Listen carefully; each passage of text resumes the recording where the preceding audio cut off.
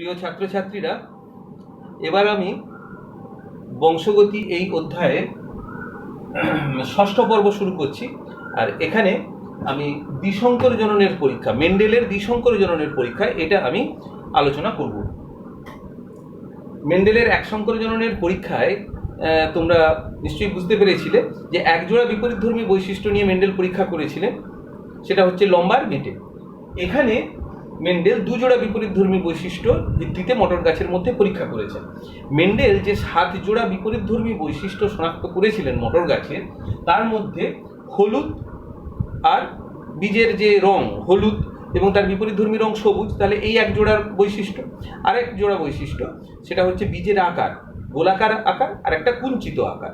এই মোট দু জোড়া বৈশিষ্ট্য নিয়ে তিনি পরীক্ষা করেন। অর্থাৎ যে মটর গাছ তিনি দুটো নির্বাচন করেন, একটা মটর গাছের বীজের আকার হলুদ এবং গোলাকার, আরেকটি মটর গাছের বীজের আকার সবুজ এবং কুঞ্চিত। বাকি যে 5 জোড়া বৈশিষ্ট্য সেগুলোকে তিনি অস্বীকার করেন বা সেগুলোকে ইগনোর করেন, উপেক্ষা করেন। এইরকম তিনি বিশুদ্ধ হলুদ গোল এবং বিশুদ্ধ সবুজ কুঞ্চিত মটর গাছ তিনি বাগানে নির্বাচন করেন। বিশুদ্ধ কথার অর্থ তারা হোমোজাইগাস অবস্থায় আছে, অর্থাৎ একটি ক্রোমোজোমে দুটো যে সমসমস্ত ক্রোমোজোম, সেই দুটো সমসমস্ত ক্রোমোজোমে একই অ্যালিল দুটো একই জিনের। তাহলে যদি আমরা হলুদের জিন ধরি ক্যাপিটাল ওয়াই, তাহলে ইয়েলো অর্থে, তাহলে সবুজের জিন হচ্ছে স্মল ওয়াই, আর গোল রাউন্ড এই অর্থে যদি গোলের জিন হয় ক্যাপিটাল আর। যেহেতু এটা প্রকট বৈশিষ্ট্য, তাহলে প্রচ্ছন্ন বৈশিষ্ট্য কুঞ্চিত হচ্ছে স্মল আর। তাহলে যেহেতু এটা হোমোজাইগাস বিশুদ্ধ গোল, তাহলে ক্রোমোজোমের দুটো অ্যালিলই হচ্ছে ক্যাপিটাল ওয়াই এবং গোলের জন্য ক্যাপিটাল আর। ধরা যাক এই দুটো হলো এই মটর গাছের সমসমস্ত ক্রোমোজোম, এবং এটি হলো ক্যাপিটাল ওয়াই আর এটা হলো ক্যাপিটাল আর জি। তাহলে ক্যাপিটাল ওয়াই ক্যাপিটাল আর, অপর ক্রোমোজোমে রয়েছে ক্যাপিটাল ওয়াই আর ক্যাপিটাল আর জি, এরা সমসমস্ত ক্রোমোজোমে রয়েছে। এখন এখান থেকে গ্যামেট কত রকমের তৈরি হয়, কত প্রকারের গ্যামেট। যদি মিওসিসে ক্রসিং ওভার না হয়, তাহলে ধরো মিওসিসের সময় কি হয়, সমসমস্ত ক্রোমোজোমগুলো পরস্পর থেকে বিচ্ছিন্ন হয়ে যায় এবং তারা এক একটা গ্যামেটে প্রবেশ করে।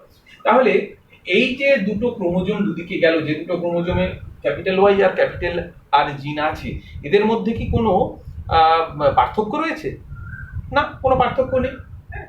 এটা এদিকে যাক, অর্থাৎ যে যত গ্যামেট তৈরি হবে, এই গাছ থেকে যত গ্যামেট তৈরি হবে, পরাগরেণু বা ডিম্বাণু, সবের মধ্যেই কিন্তু ক্যাপিটাল ওয়াই আর ক্যাপিটাল আর জিন থাকবে। যদি বলো যে ক্রসিং ওভার যদি হয় তাহলে কি হবে, দেখো যদি ক্রসিং ওভার হয়, ক্রসিং ওভার মানে কি, একটা ক্রোমোজোমের জিন অপর ক্রোমোজোমে স্থানান্তরিত হয়। তাহলে হলো স্থানান্তরিত, ধরো এর ক্যাপিটাল ওয়াই ক্যাপিটাল আর জিন এদিকে চলে এলো, এর ক্যাপিটাল আর জিন এদিকে এলো। দেখো তো কোনো পার্থক্য হলো কি তাতে? না। ক্রসিং ওভার হোক আর না হোক কোনো পার্থক্যই হয় না, অর্থাৎ এক প্রকারের গ্যামেটই তৈরি হয়। লক্ষণীয় আমার কথা, এক প্রকারের gamete, capital Y capital R gene. তাই একটা গাছে তো আর একটা পরাগরেণু তৈরি হয় না, হাজার হাজার পরাগরেণু তৈরি হয়। তাহলে তুমি হাজার হাজার ক্যাপিটাল ওয়াই ক্যাপিটাল আর তো আর লিখবে না, এক প্রকারের তৈরি হয়, তাই প্রকার ক্যাপিটাল ওয়াই ক্যাপিটাল আর।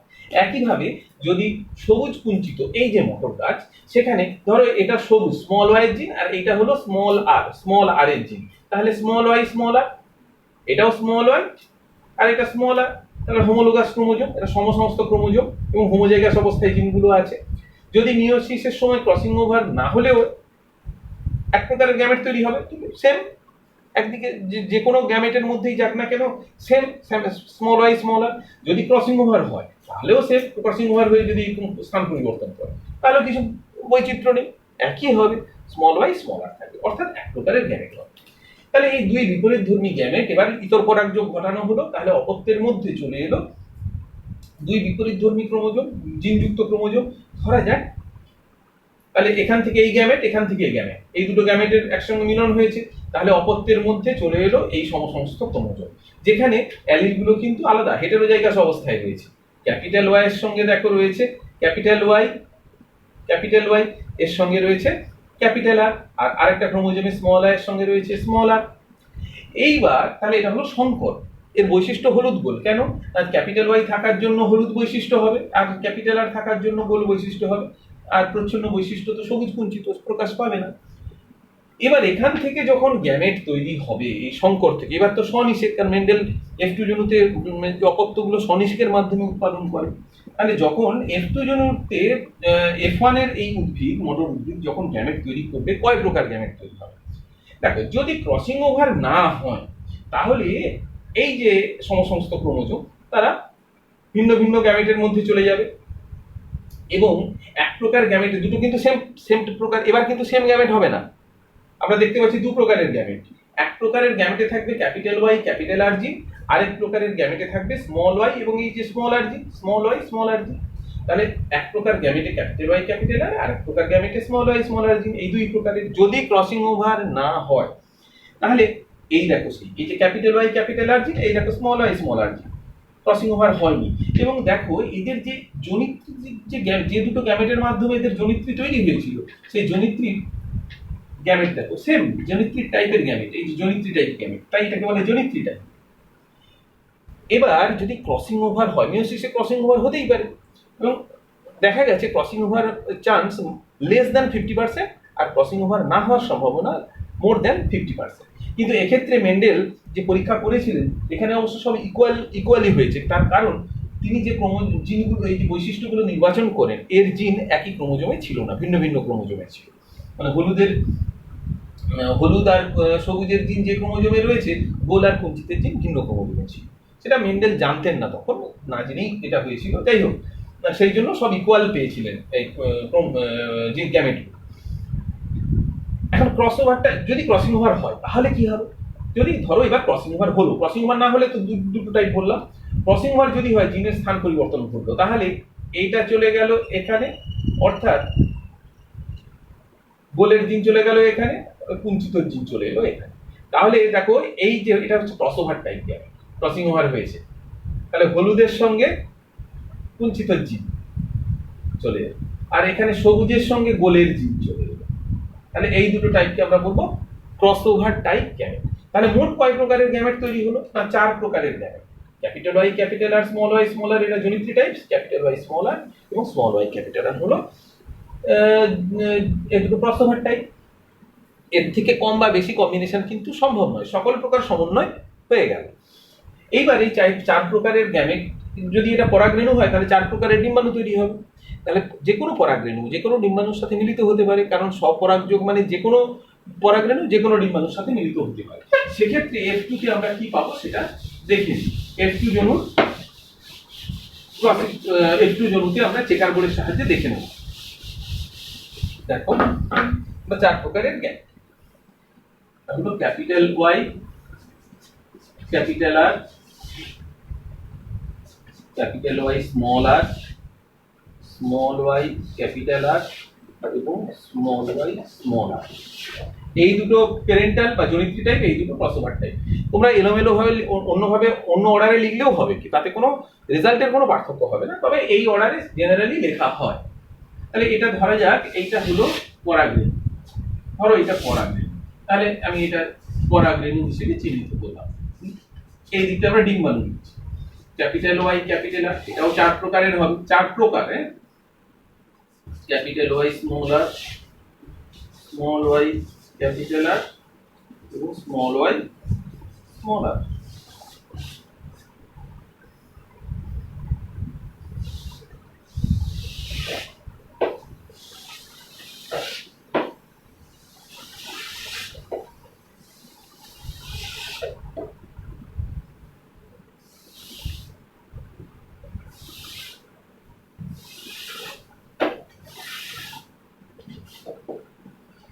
তাহলে এখন আমরা দেখে নিই যে কোনটা থেকে আমরা কি রকমের কম্বিনেশন জিনোটাইপ গুলো হচ্ছে।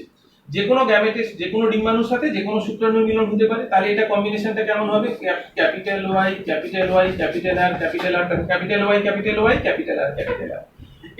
এইটার সঙ্গে হলে capital Y capital R small R. সাধারণত ক্যাপিটালটা আগে লেখা হয়, স্মলটা পরে লেখা হয়। এটা হলে capital Y small Y capital R capital Y small Y capital R small R. এটা হবে capital Y capital R small R, এটা capital Y small R small R, এটা capital Y small Y capital R small R, এটা capital Y small R small R, এটা হবে capital Y small Y capital R এটা capital Y small Y capital R small R the small y capital R capital R the small y capital R smaller capital Y small y capital R smaller capital Y small r smaller the small y capital R smaller এবং এটা small y smaller আমরা দেখে নেব এর বৈশিষ্ট্যগুলো কিরকম হচ্ছে। এটা কি হবে, দেখো ক্যাপিটাল ওয়াই থাকলে হলুদ আর ক্যাপিটাল আর থাকলে গোল, তাহলে এটা হলুদ গোল, আমি সংক্ষেপে লিখছি, এটাও হবে হলুদ গোল। ক্যাপিটাল ওয়াই থাকলে হলুদ আর ক্যাপিটাল আর থাকলে গোল, তাহলে হলুদ, এটার জন্য গোল, এটাও হলুদ গোল, এটাও হলুদ গোল, এইটা হবে না, এটা কি হবে সবুজ, এটা হলুদ, কিন্তু এটার জন্য কি হবে হলুদ কুঞ্চিত, আমি আলাদা একটা রং দিয়ে লিখছি হলুদ কুঞ্চিত। এটা কি হবে হলুদ গোল ক্যাপিটাল ওয়াই ক্যাপিটাল আর, এটা হবে ক্যাপিটাল ওয়াই এর জন্য হলুদ কিন্তু স্মল আর এর জন্য কুঞ্চিত, তাহলে হলুদ কুঞ্চিত। আবার এটা দেখো হলুদ গোল, এটা হবে হলুদ গোল, এইটা কিন্তু হবে দেখো স্মল ওয়াই দুটো থাকার জন্য সবুজ হয়ে যাবে, কিন্তু ক্যাপিটাল আর থাকার জন্য সবুজ গোল, এটাও সবুজ কিন্তু ক্যাপিটাল আর আছে বলে এটা হবে গোল। এটা হবে হলুদ কুঞ্চিত। এইটা দেখো হলুদ ক্যাপিটাল ওয়াই এর জন্য হলুদ কিন্তু দুটো স্মল আর থাকার জন্য কুঞ্চিত। এইটা হবে দেখো সবুজ ক্যাপিটাল আর এর জন্য গোল, সবুজ গোল, এবং শেষে আমরা এটা দেখো এটা হচ্ছে সবুজ আর কুঞ্চিত। তাহলে এর থেকে আমরা দেখো আমরা কতগুলো পাচ্ছি, হলুদ গোল কত পাচ্ছি, হলুদ গোল, হলুদ গোল কত পাচ্ছি 1 2 3 4 5 6 7 8 9, তাহলে 9 ভাগ, 9টি নয়, আমরা বলবো 9 ভাগ। হলুদ কুঞ্চিত, হলুদ কুঞ্চিত ক ভাগ পাচ্ছি, দেখো হলুদ কুঞ্চিত 3 ভাগ। এরপরে দেখে নেই সবুজ গোল, সবুজ গোল 3 ভাগ, সবুজ গোল এটাও পাচ্ছি 3 ভাগ, এবং সবুজ কুঞ্চিত 1 ভাগ। তাহলে দ্বিসংকর জননের পরীক্ষায় F2 জনুর ফিনোটাইপ অনুপাত কি হলো 9:3:3:1, এটা হলো অনুপাত। এই যে জিনোটাইপ যদি অনুপাত আমরা এবার দেখি, জিনোটাইপটা সিলেবাসে অনুপাত নেই কিন্তু তোমরা তবু জেনে রাখতে পারো। দেখো এই জিনোটাইপটা এসছে একবার, এই জিনোটাইপ এসছে একবার, এই জিনোটাইপ এসেছে দেখো দুবার, এই জিনোটাইপ এসেছে দুবার, এই জিনোটাইপটা এসেছে একবার, দেখো এই জিনোটাইপটা এসেছে একবার, এই জিনোটাইপটা এসেছে একবার, এই জিনোটাইপ এসেছে এই জিনোটাইপটা এসেছে দুবার, আর এই যে জিনোটাইপ এটা 4 বার এসেছে, এই জিনোটাইপ 4 বার। তাহলে এইভাবে জিনোটাইপগুলো আমরা একটা অনুপাত তৈরি করে নিতে পারি। এখানে যেটা খুব ইম্পর্টেন্ট সেটা হলো যে তোমাদের মনে রাখতে হবে ভালো করে যে কোন জিনোটাইপের রেসপেক্টে কি ফিনোটাইপ হয় আর কোন ফিনোটাইপের রেসপেক্টে কি কি জিনোটাইপ হয়। এটা কিন্তু মুখস্থ করার বিষয় নয়, এটা এই চেকার বোর্ডটা ধারণা থাকলেই হবে, আর চেকার বোর্ডও মুখস্থ করতে হবে না। এটা এইভাবে গ্যামেটগুলোকে লিখে শুধু কোনটার সঙ্গে কোনটা কম্বিনেশন করলে কি হয় সেটা শুধু দেখে নাও।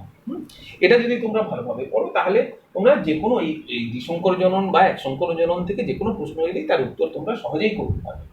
এই পরীক্ষা থেকে তিনি যে সিদ্ধান্তে আসেন সেই সিদ্ধান্তটা হলো স্বাধীন বন্টন সূত্র বা ল অফ ইন্ডিপেন্ডেন্ট অ্যাসর্টমেন্ট।